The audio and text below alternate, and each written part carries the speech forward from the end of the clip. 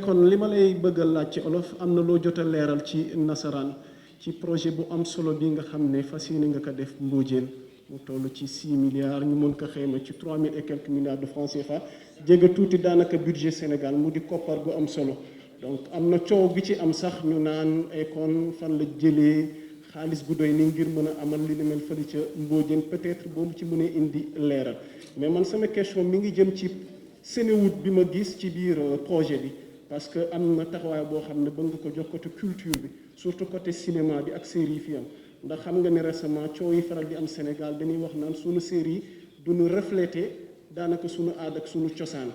ñu gis ni yow Akon fi mu ne nii sa projet mooy que ni ñi demoon ñu fexe ñeme Sénégal ñeme Afrique war a dellu ci seen suuf parce que amuñu dara luñ fiy ragal léegi nag ci biir projet bii nga xamante ni nar nga ko amal ci Mbodiène surtout ci côté Sénéwood bi mooy ci côté aspect film yooyu noonu tey ci réalisation yi ci lan la nar a inspiré ban xalaat moom mooy gunge li ni mel je vous remercie. Voilà, donc c'était la dernière question, donc la dernière réponse. Mais avant que Akon prenne la parole, je voudrais dire qu'il remercie en tout cas Ali Mané de Rapidos pour son soutien dans la communication. C'est important de le dire. No, very nice. Yeah, Ali Mané helped us a lot. Pour sa question bi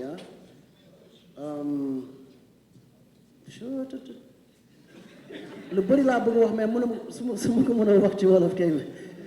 mais naa ko jéem a wax ci wolof. après naa ko traduire ci anglais. ñoom dañu comprendre. ah comprendre nañu. non mais bii moom pour sénégalais la. ñoom foog ñu dégg ma ko ci wolof. parce que lu mu wax dëgg la bii lu ñuy def foofu ci affaire film bi ñu bëri xamuñu ne Sénégal dafa am film community bu mag fii am na ay writers bindkat am na fi ay acteurs yu def noonu am na fi ay directeur am na ay cameraman te production bi pour film ñu si bëri xamuñu des film africain yu bëri ci Sénégal la ñuy ñëw ci pour tiir yooyu te xamuñu sax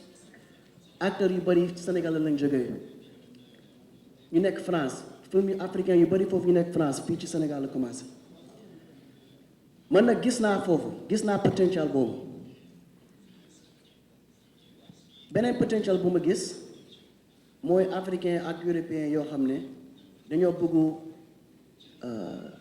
jouer film tamit te dañoo bëgg ñëw Afrique pour def loolu te Afrique amuñu ay facilité yoo xam ne kenn ku nekk Hollywood mën a ñëw fii tiire Wakanda nekkul amul xanaa xamoon Sénégal su amoon studio boo xam ne nga noonu pour gars yi foofu ñëw jouer Wakanda fii lañ ko naroon a def mais studio bu mel noonu amul fii loolu moo tax gars yi yóbbu seen business Atlanta mais suñu mënoon a ñëw Afrique jël benn film boo xam ne Afrique lañ koy tiitale shoot ko Afrique arrêté ko Afrique loolu moo leen gënal mais vision boobu nag il faut lañ mën a am te xam naa ne africain am na ay temps yoo xam ne dañu am leen yoo xam ne loolu la ñu xam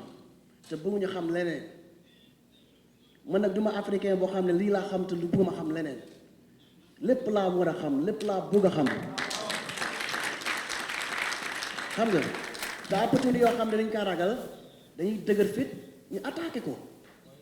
noonu rek la da ngay liggéey ba liggéeyal it's very simple so affaire film bi dama ko bëgg a introduce na ci in a way boo xam ne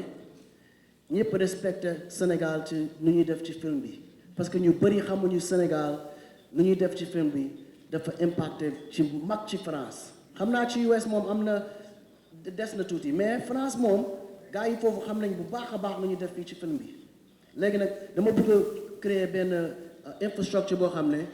si talent bi fii nañ si mun a du xam nga liggéey bu baax te am facilité boo xam ne dinañ si mun a créer art boo xam ne ñoom sax suñ koy gisee dinañ jaaxle parce que même équipement bi ñuy def Hollywood laa bëgg indi fii ñu comme ça ñu am même same thing